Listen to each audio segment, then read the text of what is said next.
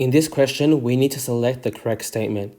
We should start by analyzing the diagram over here and identifying what chemicals are present. We can see that zinc solid is submerged in a solution containing cobalt 2 plus ions as well as manganese 2 plus ions. By looking at the electrochemical series, we can clearly see that cobalt 2 is the strongest oxidant and zinc solid is the strongest reductant, so I should expect a spontaneous redox reaction between these two, and you should know that if you can draw a negative gradient.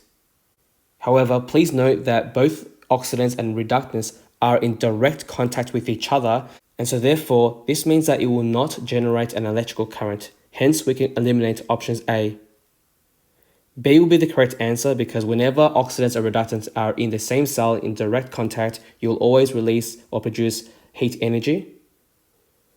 Option C is going to be incorrect because this talks about the concentration of ions increasing. However, if you analyze the reduction half equation, we can see that the cobalt 2 ions is going to decrease. However, the zinc 2 plus ions is going to increase since we're forming it.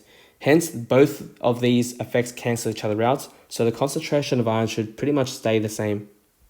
Lastly, for option D, this talks about using a power supply and providing a voltage into the system in an attempt to initiate a non-spontaneous redox reaction between manganese and zinc. This reaction is never going to happen even if we try to force it using energy, because under aqueous conditions, water is actually present and it can therefore act as an oxidant or reductant. If you look at where water is along the electrochemical series, you'll find that it's actually sitting a little bit higher than the manganese 2 plus ions, and so therefore water is a stronger oxidant, and therefore it will always react with zinc as opposed to the manganese. So that's why D can never happen at all. This will make more sense once you have studied electrolysis.